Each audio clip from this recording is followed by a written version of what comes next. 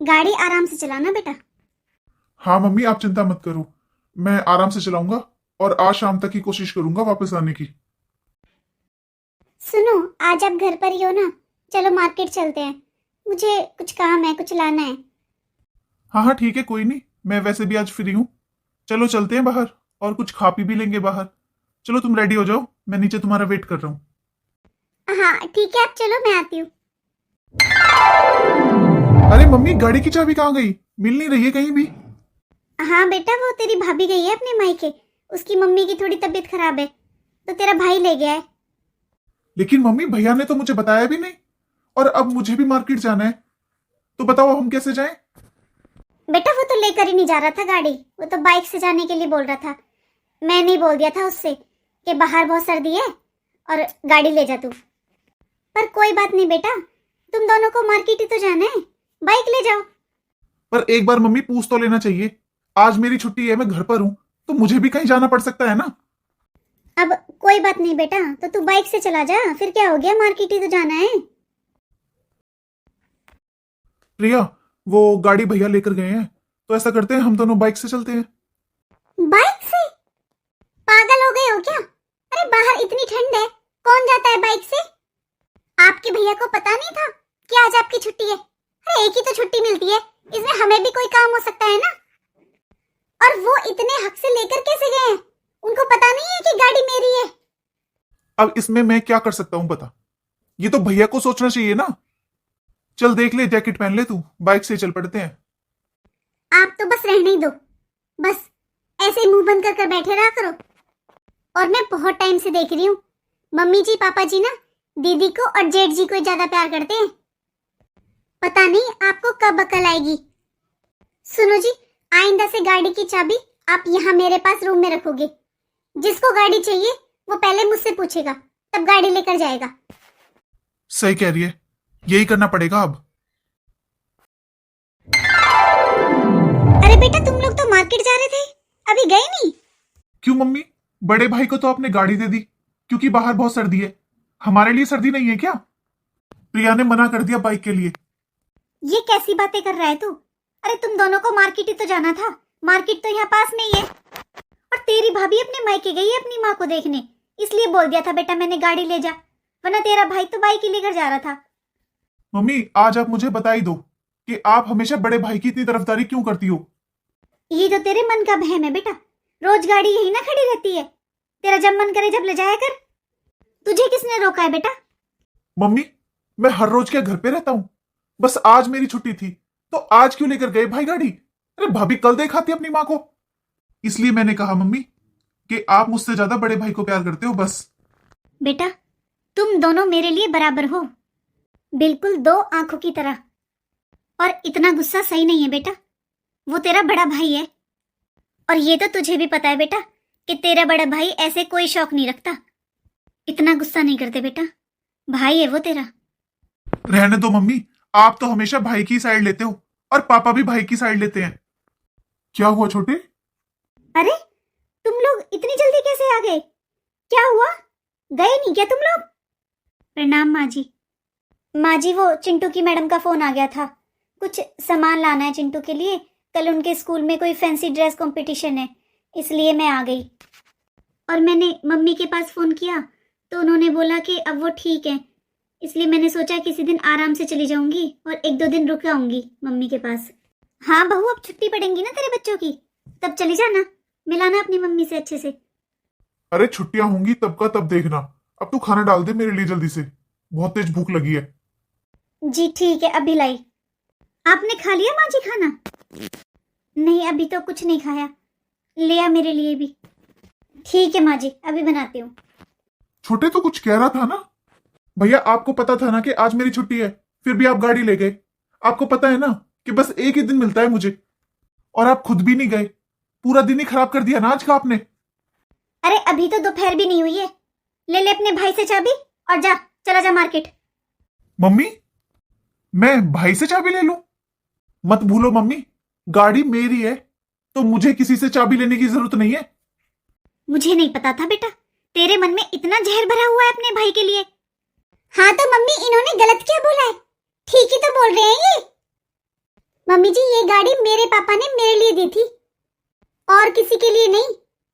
अच्छा, अब मुझे समझ में आ रहा है कि इसको इतना गुस्सा कहाँ से आ रहा है। अरे छोटे, क्यों गाड़ी के लिए झगड़ रहा है? अरे तुझे तो पता है कि मुझे वैसे भी गाड़ी से जाना कहीं पसंद नहीं है। अरे समय की बर्बादी होती है, इतना ट्रैफिक लग जाता है। मैं तो वैसे भी बाइक से ही खुश हूं। और प्रिया बेटा भी सही कह रही है, ये गाड़ी उसके पापा ने दी है तो उसके लिए दी है ना। इसका मतलब ये थोड़ी ना है कि हर कोई यूज करेगा। अरे वैसे भी मुझे कोई शौक नहीं है गाड़ी का। तू रख अपनी गाड़ी भाई, मैं आज के बाद नहीं ले जाऊंगा। प्रिया बेटा, अब मैं तुम्हारी गाड़ी कहीं लेकर नहीं जाऊंगा। बस तुम ये छोटी छोटी बातों पर घर में झगड़ा मत किया करो, इससे घर का माहौल खराब होता है। देख लिया बेटा, अभी तू कह रहा था ना कि मैं तेरे बड़े भाई की तरफदारी क्यों करती हूँ। देख ले अब। अरे आप किस लिए खड़े हो यहाँ पर? चलो ना, क्यों सुन रहे हो इनकी? अभी थोड़ी देर में पापा जी आ जाएंगे, वो भी फिर आपको ही सुनाएंगे। चलो अब, लेट हो रहा है, मुझे भी मार्केट जाना है।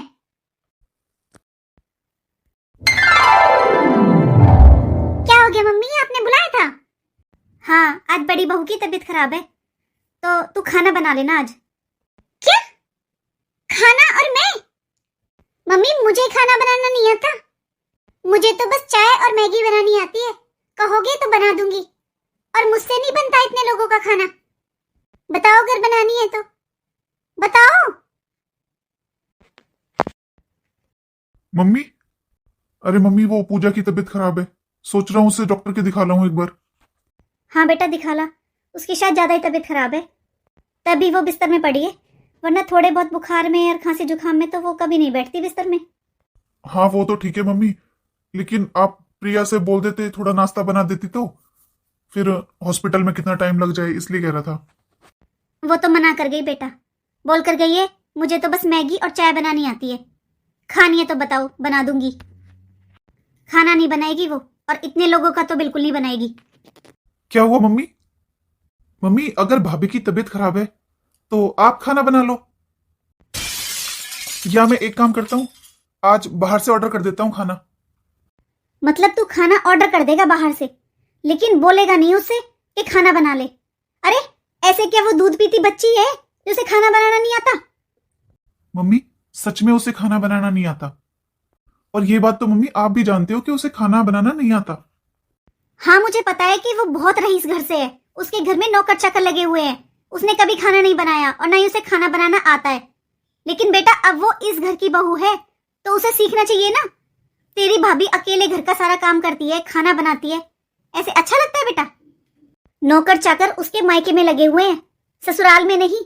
अब वो इस घर की बहू है, उसे यहाँ के हिसाब से रहना पड़ेगा बेटा। और तूने अभी क्या कहा कि मैं बना लूं खाना? जब से तेरी भाभी शादी कर आई है ना इस घर में, उसने आज तक मुझे रसोई में जाने नहीं दिया। जब से बड़ी बहू आई है घर में, इसने मेरी आदत ही खराब कर दी है। खाना बनाना तो जैसे मैं भूल ही गई हूँ बिल्कुल। सही कहते हैं सब, हाथ पैर चलते रहते हैं जब भी बुढ़ापा अच्छा होता है। अरे जब से बड़ी बहू आई है उसने मुझे कोई काम नहीं करने दिया, और आज मेरी हालत ऐसी हो गई है कि ज्यादा देर खड़ा भी नहीं हुआ जाता है, घुटनों में दर्द होने लगता है। बता अब मैं कैसे बनाऊं खाना? प्रिया, अच्छा हुआ तुम आ गई, मुझे तुमसे ही बात करनी है। मैं मानता हूं तुमने अपने घर में कभी कोई काम नहीं किया और ना ही तुम्हें खाना बनाना आता है, लेकिन तुम्हें अब सीखना चाहिए। आज भाभी की तबीयत खराब है तो घर में नाश्ता तक नहीं बना है। चलो अब तो मैं बाहर से खाना ऑर्डर कर दूंगा, लेकिन देखो तुम्हें थोड़ा थोड़ा ही सही, लेकिन खाना बनाना सीखना चाहिए। आज से प्रिया एक टाइम का खाना तुम बनाओगी। लेकिन प्रिया, मैं जानता हूं अगर तुम कोशिश करोगी ना तो बहुत अच्छा खाना बनाना सीख जाओगी। लो मम्मी खाना। दाल चावल? बहू तुझे पता है कि डॉक्टर ने मुझे चावल खाने के लिए बिल्कुल मना किया हुआ है, लेकिन तू इस टाइम रोज चावल बनाती है। कितनी तो मेरी दवाइयां चल रही हैं। ऐसा कर बेटा, तू मेरे लिए एक रोटी बना कर ले आ। रोटी? मम्मी अब आपके लिए अलग से रोटी बनाऊं क्या मैं? घर में सबको चावल पसंद है और सबने खा भी लिए। अब आपके लिए अलग से रोटी नहीं बनती मुझसे। मुझसे नहीं होगा ये सब, कभी चावल बनाऊं कभी रोटियां बनाऊं। सबके लिए अलग अलग डिश नहीं बना सकती मैं। बहू 5 मिनट लगेंगे, बना देती एक रोटी। मेरे से नहीं बनती कोई रोटी वोटी, ये बना रखा है, खा लो, नहीं खाना है तो मत खाओ। अब बुढ़ापे में इनके नखरे और उठाओ, ये नहीं खाना वो नहीं खाना, बेशक से मत खाओ। माँ जी, माँ जी, आप चावल खा रहे हो? क्या करूं बहू, अब छोटी बहू ने यही बनाया है तो खाना तो पड़ेगा ही ना, फिर दवाई लेनी है मुझे दो ये। माँ जी, आपको पता है ना, डॉक्टर ने आपको चावल खाने के लिए बिल्कुल मना किया हुआ है, लेकिन आप फिर भी खा रहे हो, फिर आपकी तबीयत खराब हो जाती है। माँ जी, अब तू बता बहू, मैं खाली पेट दवाई कैसे ले सकती हूँ? तो माँ जी, आप मुझे बोल देते, मैं बना देती आपके लिए 2 रोटी। ये चावल तो आपके लिए जहर बराबर है। पर मैं तुझे कैसे बोल देती बड़ी बहू, इस समय तो खाना बनाने का नंबर छोटी बहू का है ना। अरे माँ जी, इसमें नंबर वाली कौन सी बात है? आप रुको माँ जी 2 मिनट, मैं आपके लिए रोटी बना कर लाती हूँ। हाँ मम्मी बोलो, क्या काम था ऐसा जो आप बार बार फोन किए जा रहे थे? हाँ बेटा, मेरी दवाई खत्म होगी ना, बस यही बता रही थी। ले आया तू दवाई? मम्मी मेरे ऑफिस में मीटिंग थी और मुझे बहुत काम होते हैं, नहीं याद रहा मुझे दवाई का। बेटा 2 दिन हो गए मेरी दवाई खत्म हुए, और मुझे सांस भी नहीं आता बिना दवाई के, तो इसीलिए बार बार फोन कर रही थी तुझे याद दिलाने के लिए। मम्मी मैं घर में अकेला ही हूं क्या आपकी दवाई लाने के लिए? अरे मैं ऑफिस जाता हूँ, 100 काम होते हैं मुझे। आप और किसी को भी बोल सकते हो दवाई लाने के लिए, या बस मैं ही मिलता हूँ आपको? पर बेटा, मैंने तो 1-2 बार ही बोला होगा तुझसे दवाइयों के लिए, तू तो कभी लाता भी नहीं है। हमेशा तेरा बड़ा भाई लाता है या तेरे पापा जी लाते हैं। और दवाई तो लानी पड़ेगी ना बेटा, दवाइयों के सहारे ही तो मैं जी रही हूँ। ठीक है तो मम्मी, अगर बड़े भैया ला कर देते हैं ना तो उन्हीं से मंगवा लिया करो। सारा दिन तो ये ऑफिस में काम करते हैं, फिर घर में आकर आप टेंशन देती हो इन्हें। थोड़ा बहुत हमारे बारे में भी सोच लिया करो मम्मी। और जब हर बार बड़े भैया ला कर देते हैं तो इस बार भी उन्हीं से मंगवा लेते। ठीक है, आगे से तुम दोनों से नहीं बोलूंगी मैं अपनी दवाइयों के लिए। आप चलो जी, ऑफिस से आते यहाँ आने की क्या जरूरत थी, पूरा दिन थक जाते हो। चलो आप कपड़े चेंज करो, मैं खाना लगाती हूँ, खाना खा लो। अभी खाना भी नहीं खाया है आपके बेटे ने, लेकिन आपने एक बार भी नहीं पूछा कि बेटा तूने खाना खाया है या नहीं। बस आपको तो अपनी दवाइयों की लगी रहती है, इसे कहते हैं कलयुग। मम्मी अरे बेटा, तू आ गया? आज तो बड़ा लेट हो गया। हाँ मम्मी, आज काम थोड़ा ज्यादा था। आप ठीक हो? कहाँ ठीक हूँ बेटा, दवाई नहीं है, खत्म होगी सारी दवाइयाँ तो। पर मम्मी आपने बताया नहीं कि आपकी 2 दिन से दवाइयां खत्म हो रही है। आप मुझे ना तो सही पूजा को बता देते। बेटा बहुत महंगी दवाइयाँ हैं वो मेरी, मुझे लगा तेरे पास तो इतने पैसे हैं नहीं ना, इसलिए मैंने सोचा छोटे से कह दूंगी। तेरे पास तो खर्चा भी ज्यादा है, तेरे बच्चे भी स्कूल जाते हैं। अरे मम्मी, जैसे मेरे लिए बच्चों के खर्चे जरूरी हैं, वैसे आपकी दवाइयां भी तो जरूरी है ना। आप चिंता मत करो, मैं अभी लेकर आता हूँ आपकी दवाइयां। नहीं नहीं बेटा, वैसे ही बहुत रात हो गई है और बाहर बहुत सर्दी भी है। अब देख तू सुबह ही ले आना, अब तो मैं जैसे तैसे रात निकाल ही लूंगी। आप थोड़ी देर रुको, मैं भी लेकर आता हूँ। छोटे पापा के ऑपरेशन में कम से कम 6 लाख रुपए का खर्चा है। हाँ तो भाई फिर हम क्या करें? अरे करना क्या है छोटे, हमें पैसे इकट्ठे करने हैं, तो एक काम कर, 3 लाख रुपए तू कर, 3 लाख रुपए मैं दे देता हूं, क्योंकि फिर ऑपरेशन करवाना जरूरी है ना पापा का। भाई मेरे पास तो नहीं है 3 लाख रुपए। 3 लाख क्या भाई, मेरे पास तो 10,000 रुपए भी नहीं है। यहां तो हमारा ही खर्चा बड़ी मुश्किल से चल रहा है, और आप 3 लाख रुपए की बात कर रहे हो। तो फिर मैं 6 लाख रुपए कहां से करूं? मेरे भी तो बच्चे हैं, बच्चे स्कूल जाते हैं, और मेरी तो सैलरी भी तुझसे कम है। तेरे ऐसे मना करने से काम थोड़ी ना चलेगा छोटे। पापा का इलाज तो करवाना ही पड़ेगा ना, और ऑपरेशन जरूरी बताया डॉक्टर ने।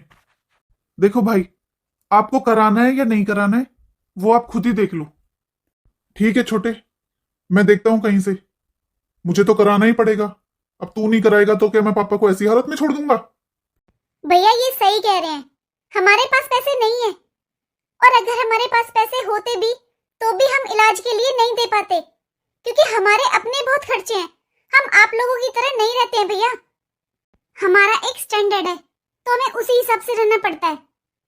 और स्टैंडर्ड मेंटेन करने के लिए बहुत खर्च करना पड़ता है भैया, लेकिन वो आपको नहीं पता क्योंकि आप लोगों का कोई स्टैंडर्ड नहीं है। तो फिर भाई साहब आप ही करवा लो पापा जी का इलाज, क्योंकि हमारे पास तो इतनी सेविंग्स है नहीं और हमें अपना भी फ्यूचर देखना है। ठीक है छोटी, अब तो हम पापा जी के इलाज में पैसे लगा लेंगे, लेकिन जब पापा जी की प्रॉपर्टी के हिस्से होंगे ना, तो फिर हमें मत बोलना कि तुम्हें बराबर का हिस्सा चाहिए। क्यों दीदी, बोलेंगे क्यों नहीं?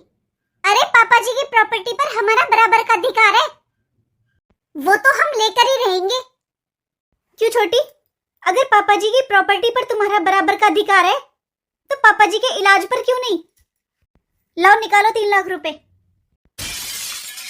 शर्म आनी चाहिए तुम लोगों को। जिस पिता ने तुम्हें अपनी पलकों पर रखा, दुनिया की हर खुशी दी, तुम्हें आज इतना कामयाब बनाया, आज उसके इलाज के लिए तुम्हारे पास पैसे नहीं है? मम्मी किसने मना किया कि पैसे नहीं है? मैंने डॉक्टर से बात कर ली है, जल्दी ऑपरेशन होगा, पापा का इलाज हो जाएगा। मैंने तुम दोनों की सारी बातें सुन ली हैं। ये घर आज भी तुम्हारे पापा का ही है और उन्हीं के घर में उनके इलाज के लिए झगड़ा कर रहे हो तुम लोग। बेटा, पैसों की चिंता करने की कोई जरूरत नहीं है। तुम्हारे पापा ने एक एफडी करा रखी है मेरे नाम से 10 लाख रुपए की, वो निकलवा ले। मम्मी पापा को बुरा लगेगा कि उनके इलाज के लिए हम उन्हीं की एफडी तोड़वा रहे हैं। अरे क्या फायदा दो दो बेटे होने का जो हम अपने पिता का इलाज भी ना करवा पाए। लेकिन भैया इसमें परेशानी वाली क्या बात है? हम जो भी सेविंग्स करते हैं वो एक बुरे वक्त के लिए तो करते हैं ना। अब हमारे पास पैसे नहीं है और पापा का इलाज करवाना है तो सही है, ये पैसे काम आ जाएंगे, अच्छे से इलाज हो जाएगा पापा का। और भैया पापा के इलाज के लिए तो 6 लाख रुपए चाहिए ना आपको, तो ये तो 10 लाख रुपए की एफडी है, इसमें से बचेंगे 4 लाख रुपए, वो आप 2 लाख रुपए हमें दे देना और 2 लाख रुपए आप रख लेना। हाँ भैया, प्रिया ठीक कह रही है, मुझे कुछ पैसों की जरूरत भी है।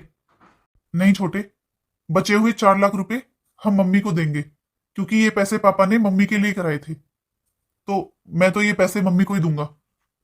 लेकिन बचे हुए 4 लाख रुपए का मम्मी क्या करेंगी? मम्मी देखो ना, भैया कितना बड़ा बन रहे हैं, सारे फैसले घर के खुद ही ले रहे हैं। आप बताओ मम्मी, आप ये बचे हुए 4 लाख रुपए किसे दोगे? तू बता बेटा, तेरे हिसाब से किसको देने चाहिए? मम्मी मैं घर में सबसे छोटा हूं, तो हिसाब से तो ये पैसे मुझे मिलने चाहिए, लेकिन अगर आप मुझे नहीं देना चाहते हो तो हम दोनों भाइयों को बराबर बराबर दे दीजिए। माना कि बेटा तू घर में सबसे छोटा है, लेकिन है तो घर का बेटा ही ना। लेकिन तू बता, तूने अपना बेटे वाला कौन सा फर्ज निभाया है आज तक?